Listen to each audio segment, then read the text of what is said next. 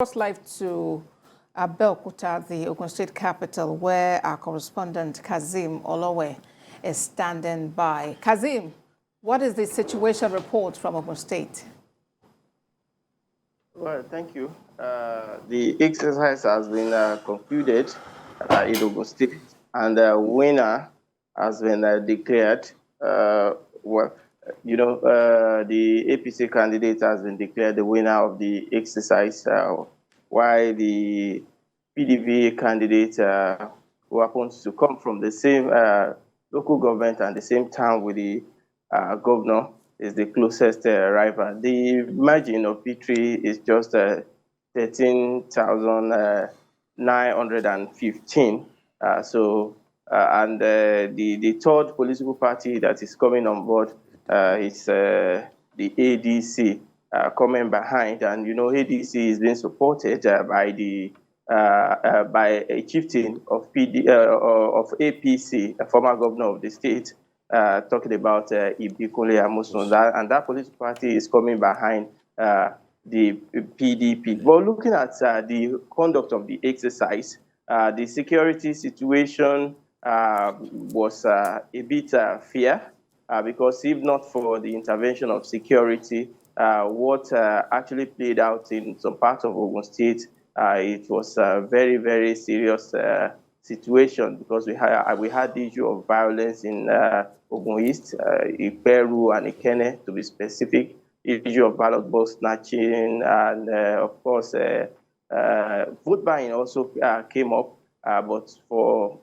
intervention of the security agencies, the whole exercise would have been, put to, but they intervened and they tried to restore peace, law, and order. And INEC, yesterday, the conduct of the exercise was, was a bit improved than what we witnessed in the first National Assembly and the presidential election. But talking about voter turnout, we witnessed a bit of a low turnout, because the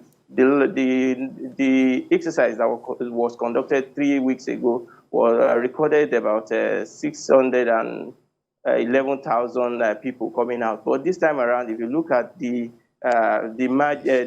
turnout of people, we recorded a low turnout. The number is even below the numbers of people that came out in the first exercise. And the Ogun State has about 2.2 million people with PVCs in their hand, and about 2.6 million registered voters. And when you have about 2.2 million and you are having less than or a little bit above 500,000 participating in the exercise, you know that the turnout wasn't that encouraging.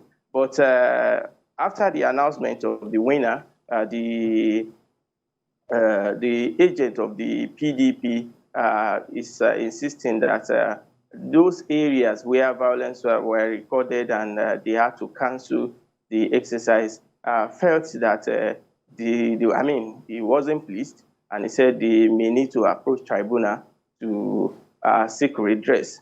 However, the INEC believes that the exercise has been concluded, and they followed the Electoral Act in ensuring that they do what is expected of them, and that has been the situation.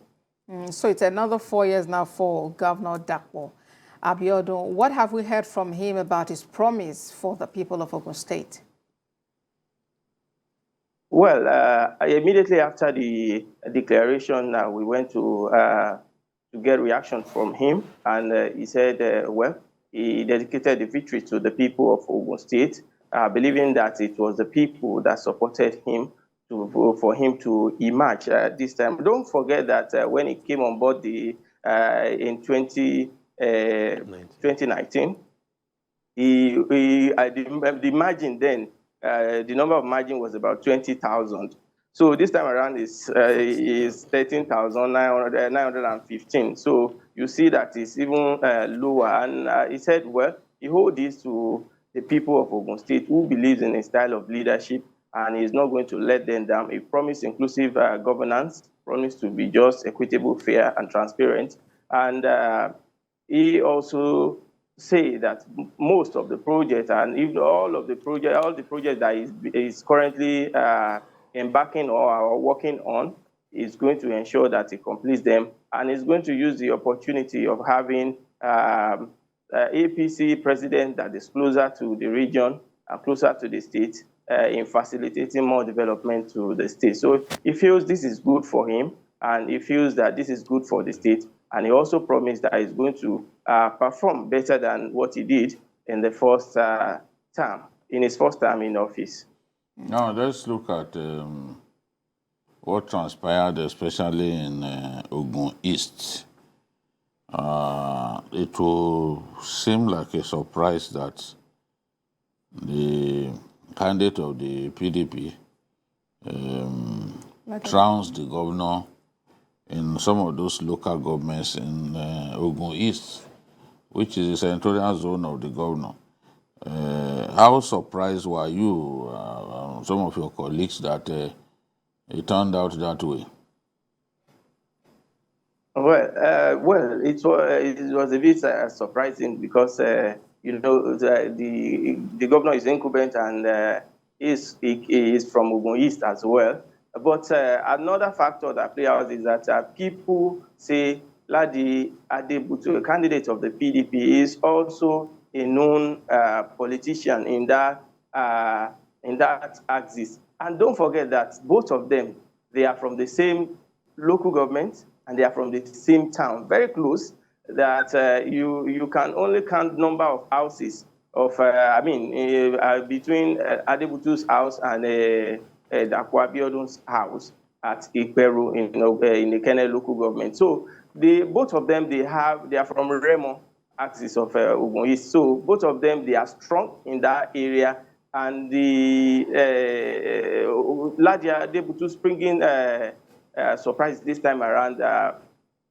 People say maybe because Dakwa Biodun this time around, people see him to be, working for the whole of Ogun State. And Ladi Adebutu, they still feel his presence in his home base. He's still doing one or two things for them, and based on his personal capacity, not as an elected official. So probably people believe that his people believe that they want him. But another thing that we have to look at that other people in other parts of Ogun State are also looking at is that if they consider Ladi Adebutu, it might be another, because Ogun State, they usually look at issue of zoning. Where do you come from? And they look at the number of years. There is a factor of Egba and Ijebu. You know, Ogun State has 3 senatorial districts. We have Ogun West, we have Ogun East, and we have Ogun Central. The Ogun Central is the Egba, the Ogun East is the Ijebu, and we have the Ogun West, which are the Yewa Wore. So now, if another candidate from Ogun East and from maybe Peru emerge as the governor, it means that there is possibility that somebody from Ogun East will lead the state for another 8 years, because once you have the opportunity of being a governor in Nigeria, you will want to do everything to be re-elected for another 4-year term, so that you at least you get the opportunity of having the second term in office. So the people of Egba may be thinking that if they consider Ladi Adebutu to be the governor of the state, it may not work well for them, because they are also warming up to take the leadership position in the next 4 years, same as the people of Yewa, who are considered to be people of Egbado. So in Ogun State, this set of people are looking forward to another 4 years when they will slug it out in ensuring that they take power back to their base. And they may be looking at having Ladi Adebutu may not allow them have that opportunity. So, politics of Ogun State is a bit complex, and that is it is part of what played out in this result if we analyze it. But looking at another factor is the factor of Senator Ibikunle Amosun, who is up to date still a leader in APC. Senator is a senator representing the people of Ogun Central, but he pitched his tent with the candidate of ADC, talking about Biyo Tegbeye, who came third with this result that was just announced. If you look at the number of figures recorded by Biyo Tegbeye, you see that is about 94,754. So adding that to the result of APC, it will definitely boost it at least to a level of 100,000 above margin between the APC and the PDP. But pulling it out, maybe that's why you have a kind of 13,915 victory margin. But victory is victory. I think that's what played out in that part. Now, if we had what the agent of Ladi Adebutu was saying clearly, it would look like he was looking at the possibility of a supplementary election or an inconclusive election. Looking at the areas where he complained that violence took place and all that, do you think that there's still a possibility of an inconclusive election, a supplementary election, if those numbers are tallied? Number of invalid votes as a result of cancellation. Is it a possibility? Well, looking at what's played out in that axis and following the Electoral Act, nothing is impossible nothing is impossible. But looking at what played out in that area and the number and the evidence at hand, the issue of violence and attack and vote buying and some other issues like that, it might be a bit difficult to push, because these are verifiable, at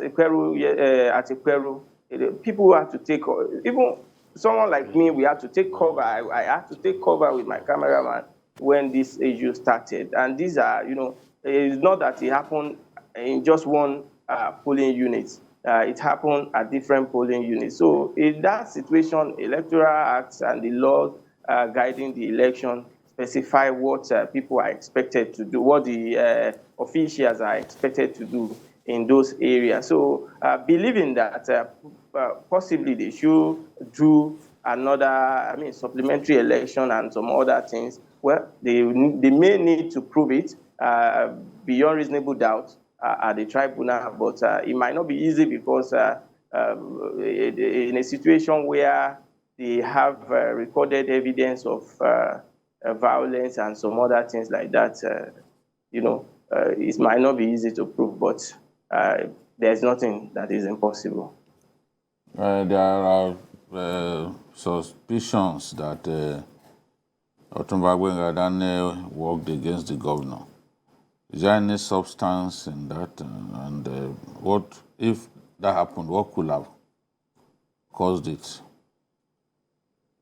Well, there were speculations, suspicions, rumor, and what have you going around that Otumba Gbenga, who happens to be the senator-elect Ogun East on the platform of APC,